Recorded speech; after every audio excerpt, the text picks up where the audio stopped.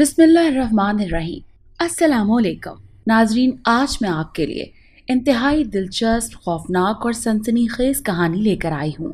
لیکن کہانی شروع کرنے سے پہلے آپ سے گزارش ہے کہ اگر آپ ہمارے چینل پر نئے ہیں تو ہمارے چینل کو ضرور سبسکرائب کیجیے تاکہ آپ کو ہماری ویڈیو سب سے پہلے ملیں۔ مکران کا بادشاہ پریشان تھا کہ اس کے اپنے دارالخلافہ میں بچو کا خون پینے والا بھیانک انسان کہاں سے آ گیا، اور آج اس نے ایک آدمی کو قتل بھی کر دیا۔ لوگوں سے صرف اتنا معلوم ہوا تھا کہ یہ کوئی بلا جیسا انسان ہے جو بچھو کا خون پیتا ہے۔ یہ آدھی رات کے وقت شہر میں ایک غریب آدمی کے گھر گھس گیا جہاں اس کی معصوم بچی اپنے باپ کے ساتھ سو رہی تھی۔ جو ہی اس خونی بلا نے بچی کے شیرک پر خون پینے کے لیے اپنے دانت رکھے، بچی کی چیخ سے اس کے باپ کی آنکھ کھل گئی۔ اس نے اپنی بچی کو بچانے کے لیے اس بلا پر حملہ کر دیا، لیکن بلا نے اسے قتل کر دیا۔ لوگ اکٹھے ہو گئے، لیکن جب سب مکان میں داخل ہوئے تو وہاں صرف آدمی کی لاش پڑی ہوئی تھی۔ خوفناک بلانما انسان غائب تھا۔ آدمی کی لاش بادشاہ کے دربار میں پڑی ہوئی تھی۔ دربار لوگوں کے ہجوم سے بھرا ہوا تھا۔ ایک شخص نے مرنے والے آدمی کی بچی کو گود میں اٹھایا ہوا تھا اور بچی زار و قطار رو رہی تھی۔ بادشاہ لوگوں کو تسلی دے رہا تھا۔ اس نے بچی کے سر پر ہاتھ رکھا اور بولا، مت رو بیٹی، ہم قسم کھاتے ہیں بچوں کا خون پینے والی اس بلا کو تلاش کر کے اسے تمہارے باپ کا انتقام لیں گے۔ بادشاہ باپ ہوتا ہے، اگر رعایا بادشاہ پر جان فدا کرتی ہے تو بادشاہ کا بھی فرض ہے کہ وہ اپنی رعایا کے ہر دکھ درد میں شریک ہو۔ بادشاہ نے اپنے وزیر کو حکم دیا کہ جس طرح بھی ممکن ہو اس بلا کو تلاش کیا جائے۔ بادشاہ کے حکم سے تمام سپاہیوں نے بلا کی تلاش میں شہر کا کونا کونا چھان ڈالا، لیکن بلا کا کوئی پتہ نہ چل سکا۔ بادشاہ نے حکم دیا کہ بلا کی تلاش جاری رکھی جائے۔ مکران کی تاریخی اور قدیمی قبرستان میں ہر طرف اندھیرا پھیلا ہوا تھا۔ رات کے 12 بجے تھے۔ قبرستان کے پرہول سناٹے میں جھینگروں کی آواز کے ساتھ کہیں کہیں سانپوں کی سیٹیوں اور سرسراہٹ کی آواز بھی سنائی دے رہی تھی۔ اس قبرستان کی ایک بوسیدہ قبر حرکت میں آئی۔ یہ قبر قدرے ملبے کا ڈھیر بن چکی تھی اور ایک سمت میں ایک گڑھا سا باقی رہ گیا تھا۔ اسی گڑھے سے ایک سر ابھر کے باہر آیا۔ یہ عجیب قسم کا انسانی سر تھا جس کے دونوں آنکھوں میں گڑھے رہ گئے تھے، آنکھیں غائب تھی۔ اس طرح ناک کا گوشت بھی گل سڑ گیا تھا اور اس کی جگہ صرف ہڈی نظر آتی تھی۔ ایک طرف کے جبڑے کا گوشت لٹک جانے کی وجہ سے دانت صاف دکھائی دے رہے تھے جو بڑے بڑے کسی درندے کی طرح تھا۔ قبر سے نکلنے سے اس کے سر نے اپنی بے نور آنکھوں سے باہر جھانک کر دیکھا۔ بادشاہ کے چند سپاہی ہاتھ میں مشعل لیے قبروں کے درمیان جانچ پڑتال کر رہے تھے۔ جو ہی ایک سپاہی کی نظر اس بھیانک اور خوفناک چہرے پر پڑی، ڈر کے مارے چیخ کر بے ہوش ہو گیا۔ اس سے پہلے کہ اس کے ساتھی حقیقت جاننے کے لیے وہاں پہنچتے، وہ خوفناک سر دوبارہ قبر کے اندر چلا گیا۔ سپاہی اپنے بے ہوش ساتھی کو محل لے کر آئے۔ اس نے ہوش میں آ کر بتایا کہ اس نے پرانے تاریخی قبرستان میں ایک قبر سے انسانی شکل کی بلا کو نکلتے دیکھا تھا۔ بادشاہ کو جب اس واقعے کی اطلاع ملی تو اس نے وزیر جابر شاہی نجومی اور دیگر امراء کو قبرستان بھیجا تاکہ حقیقت کا پتہ چلایا جا سکے۔ بے ہوش ہونے والے سپاہی کی نشاندہی پر قبر کی کھدائی کروائی گئی۔ قبر کے اندر ایک انسانی ڈھانچہ نظر آیا۔ ڈھانچے کے گلے سے ایک کالا ناگ لپٹا ہوا بیٹھا تھا۔ محل آ کر نجومی نے اپنا حساب لگایا اور بادشاہ سے کہا کہ بادشاہ سلامت، ایک بدروح جو کسی خبیث انسان کی ہے، وہ قبرستان میں ایک مردے کے ڈھانچے میں داخل ہو کر باہر نکلی تھی اور انسانی خون پی کر واپس قبر میں آ جاتی ہے، اور پھر وہ روح کالا ناگ کے جسم میں داخل ہو جاتی ہے، اور کالا ناگ کافی دن پہلے مر چکا ہے لیکن بدروح نے اس کے جسم پر قبضہ کر رکھا ہے۔ بہتر یہ ہے کہ اس سانپ کو ہلاک کر کے ڈھانچے کو جلا دیا جائے تاکہ اس بلا سے ہمیشہ کے لیے نجات مل جائے۔ بادشاہ نے غور سے نجومی کی باتوں کو سنا اور حکم صادر کر دیا کہ قبر کے سانپ کو تیروں سے چھلنی چھلی کر دیا جائے اور ڈھانچے کو آگ لگا دی جائے۔ بادشاہ کے حکم کے مطابق قبر کو دوبارہ کھولا گیا اور بادشاہ کے سپاہیوں نے تیروں کی بارش کر کے کالے ناگ کو ٹکڑے ٹکڑے کر دیا۔ پھر سپاہیوں نے تیل ڈال کر ڈھانچے کو آگ لگا دی اور ڈھانچہ جل کر راکھ ہو گیا۔ بادشاہ کی شادی کو 4 سال ہو گئے تھے لیکن کوئی اولاد نہیں ہوئی تھی۔ جابر بڑا نمک حرام اور قطار قسم کا وزیر تھا۔ اس کی خواہش تھی کہ بادشاہ کے ہاں کوئی اولاد نہ ہو اور بادشاہ کو قتل کر کے خود تاج و تخت پر قبضہ کریں، لیکن دربار میں چند وفادار عہدیداروں کی موجودگی میں اسے کامیابی نہیں ہو رہی تھی۔ بادشاہ اور ملکہ دونوں دن رات دعائیں کرتے تھے کہ اللہ انہیں اولاد دے دے۔ پھر اللہ نے ان کی سن لی اور ایک دن بادشاہ کے تخت و تاج کے وارث شہزادی نے جنم لیا۔ وزیر جابر کے لیے یہ خبر ناقابل برداشت تھی۔ ایک روز قبل جابر وزیر کے ہاں بھی ایک بیٹی پیدا ہوئی تھی۔ جابر وزیر اپنے کمرے میں بے چینی سے ٹہل رہا تھا۔ اس کے سامنے شاہی نجومی سر جھکائے کھڑا تھا۔ جابر وزیر نے کہا کہ بادشاہ تمہیں شہزادی کا ذائچہ بنانے کے لیے بلائے گا۔ تم بادشاہ کی بیٹی کو بادشاہ، ملکہ، سلطنت اور ملک کے لیے منحوس قرار دینا اور اس کے فوری قتل کا مشورہ دے دینا۔ میں تمہیں مالا مال کر دوں گا، تمہارا گھر سونے چاندی سے بھر دوں گا۔ نجومی نے جواب دیا کہ جناب، عرصہ دراز کے بعد تو بادشاہ سلامت کو تخت و تاج کی وراثت ملی ہے، پھر بھلا کیسے نمک حرامی کر سکتا ہوں میں؟ میرے باپ دادا نے اس خاندان کی خدمت کی ہے، برسوں ان کا نمک کھایا ہے، مجھے سونے چاندی کی لالچ نہ دے۔ مال و دولت قبر میں ساتھ لے کر تھوڑی جاؤں گا۔ یہ کہہ کر نجومی وزیر کے کمرے سے باہر نکل آیا۔ نجومی کے اس طرح جواب دینے سے وزیر تل ملا کر رہ گیا۔ وہ دوبارہ اپنے کمرے میں ٹہلنے لگا۔ وہ گہری سوچ میں ڈوبا ہوا تھا اور کمرے میں اب اس کے علاوہ اور کوئی نہیں تھا۔ اچانک کمرے میں سرگوشی کی آواز ابھری۔ تیری مشکل کا حل میرے پاس ہے۔ وزیر نے حیرت سے ادھر ادھر دیکھا۔ کمرے میں اس کے علاوہ تو کوئی بھی موجود نہیں تھا۔ وزیر نے سوال کیا، تم کون ہو؟ سامنے آؤ۔ آواز آئی، میں جسم نہیں، روح ہوں۔ جب تک مجھے کوئی جسم نہ مل جائے تمہارے سامنے نہیں آ سکتا۔ تم مجھے جسم مہیا کر دو، میں تمہیں تخت و تاج کا مالک بنا دوں گا۔ مکار وزیر کے ذہن میں فوراً ایک ترکیب آئی۔ وہ فوراً نجومی کو بلانے دوسرے کمرے میں گیا اور بولا، مجھے اپنی غلطی کا احساس ہو گیا ہے۔ میں نے بادشاہ کی بیٹی کے لیے تم سے جو کچھ کہا، اس کے لیے میں تم سے معافی چاہتا ہوں۔ آؤ میرے کمرے میں چلو، میں تم سے اپنی بیٹی کے لیے ذائچہ بنوانا چاہتا ہوں۔ نجومی وزیر کی عیاری کو نہ سمجھ سکا اور وزیر کے کمرے میں چلا گیا۔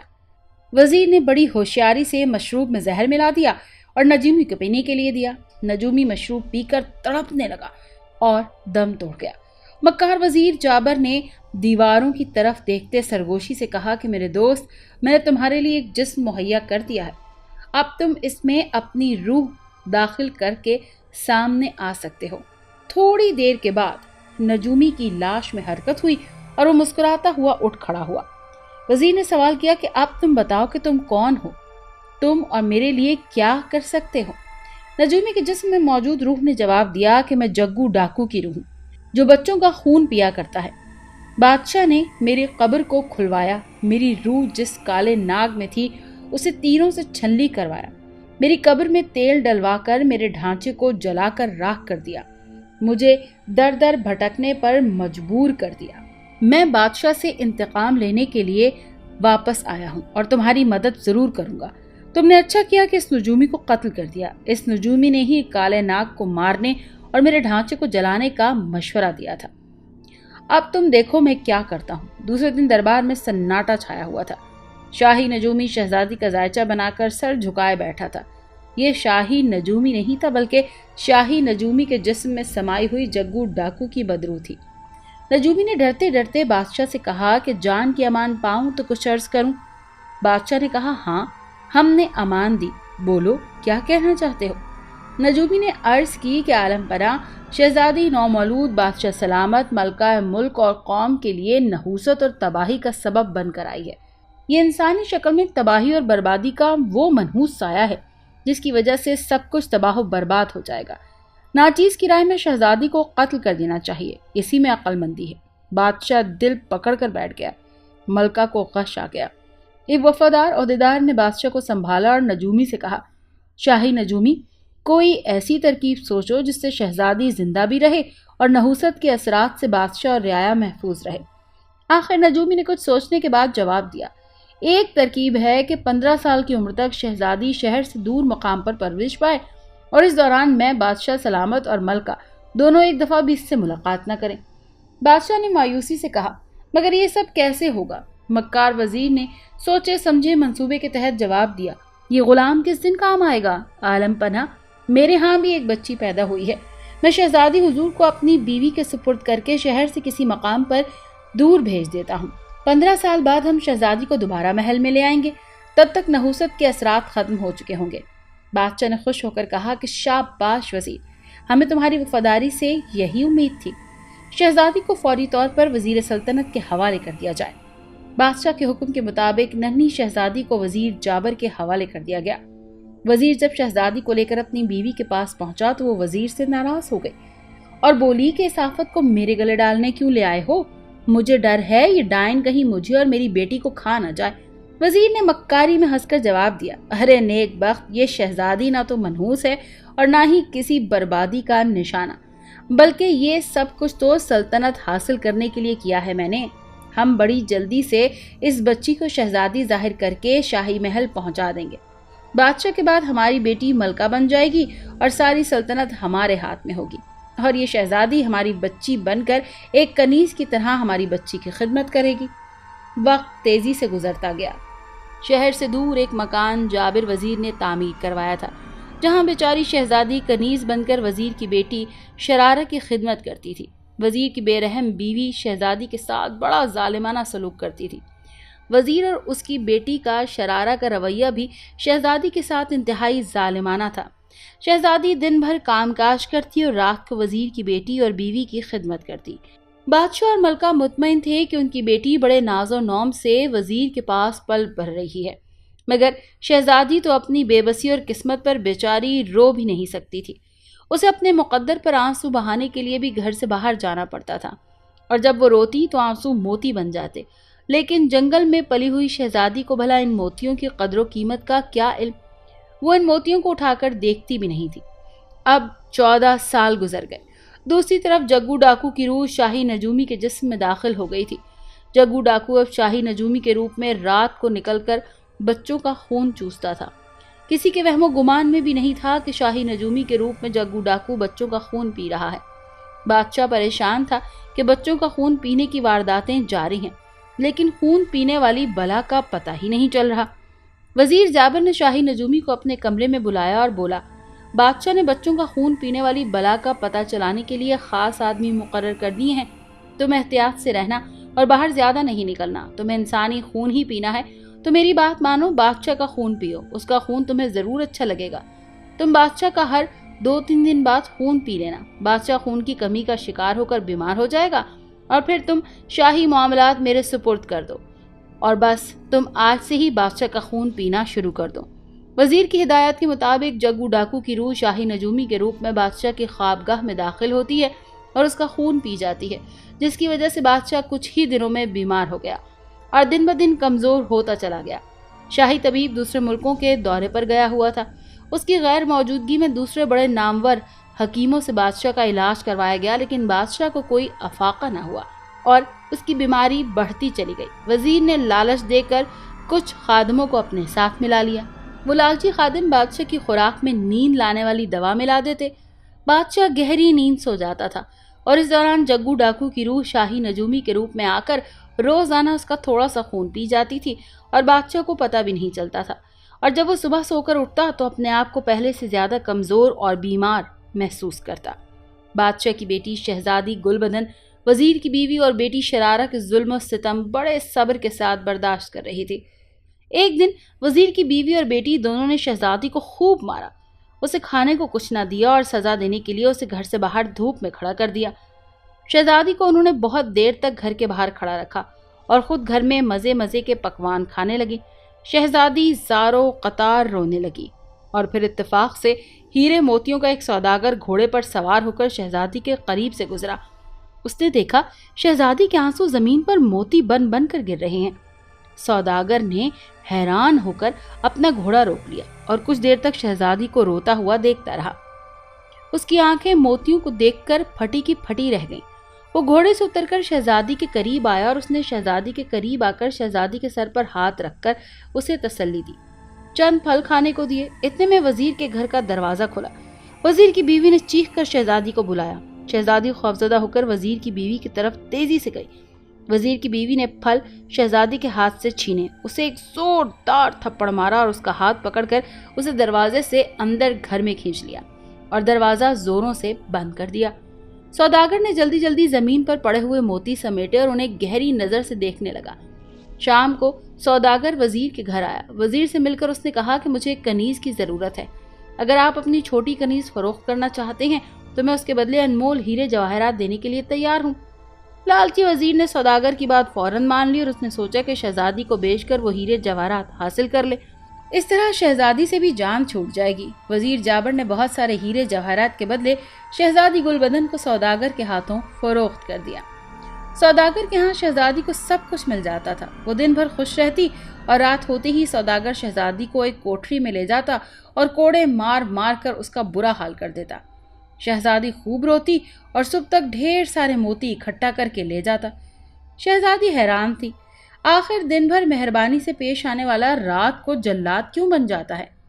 ان موتیوں کی بدولت سوداگر امیر ہو گیا۔ ایک دن شہزادی گلبدن کو اس ظالم سوداگر سے چھٹکارا حاصل کرنے کا موقع مل گیا۔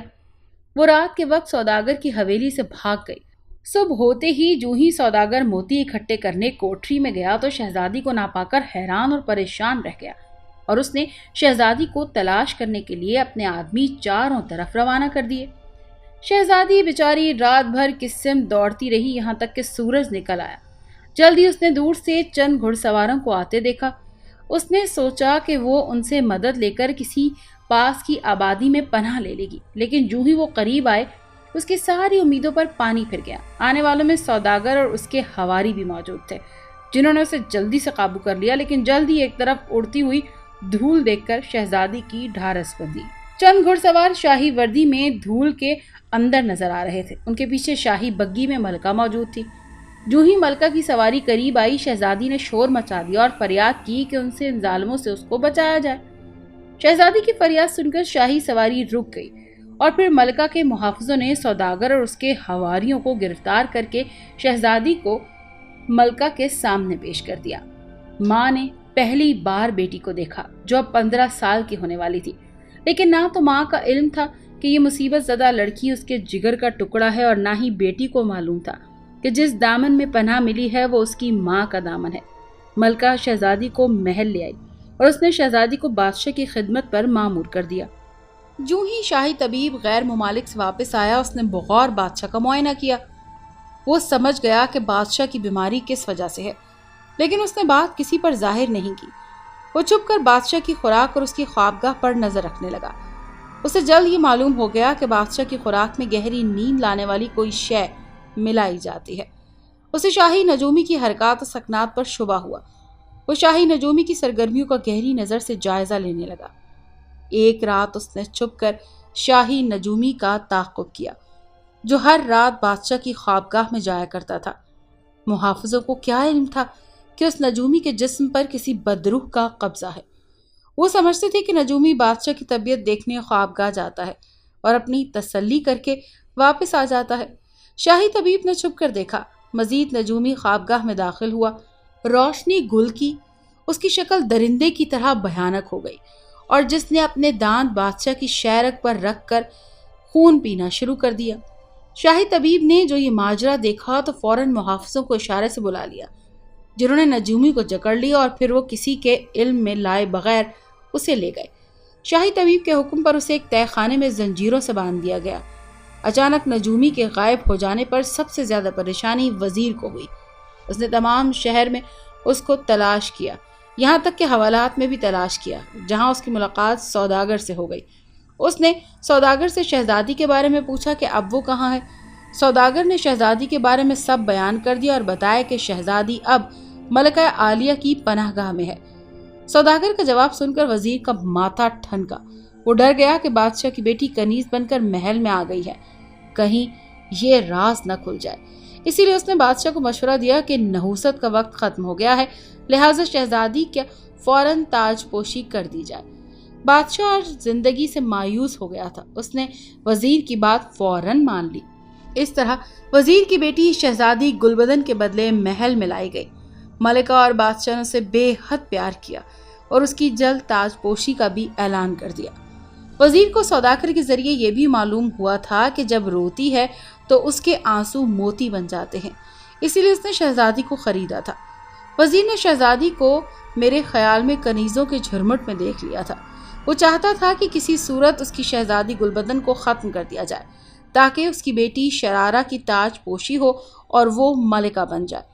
بالآخر اس نے ایک روز شاہی طبیب کی دعوت پر اپنے محل میں بلایا، پھر تنہائی میں ملاقات کر کے اسے عہدے اور دولت کا لالچ دیا اور اسے آمادہ کرنے کی کوشش کی کہ وہ بادشاہ سے کہے کہ اس کی بیماری کا علاج ایسی لڑکی کے خون سے ہے جو روتی ہے تو اس کے آنسو موتی بن جاتے ہیں۔ شاہی طبیب نیک خدا ترس اور عبادت گزار آدمی تھا۔ اس کی دوا سے بادشاہ کی بیماری قدرے کم ہو رہی تھی۔ اس نے وزیر سے پوچھا، مگر ایسی لڑکی کہاں ملے گی جس کے آنسو موتی بن جائیں گے؟ وزیر نے بڑی مکاری سے جواب دیا کہ اس کی آپ فکر نہ کریں، اپنے محل کی کنیزوں میں ایسی لڑکی موجود ہے، وقت آنے پر پیش کروں گا، بس تم بادشاہ کو اس لڑکی کے خون سے نہانے پر رضامند کر لو۔ شاہی طبیب نے سوچا کہ وزیر آخر کیوں بادشاہ کے لیے اس کنیز کا خون کرنا چاہتا ہے۔ اس نے یہ راز جاننے کے لیے وزیر سے کہا، آپ مجھ پر اعتماد کر سکتے ہیں، مجھے کھل کر سب کچھ بتا دیں تاکہ مجھ سے کوئی غلطی نہ ہو۔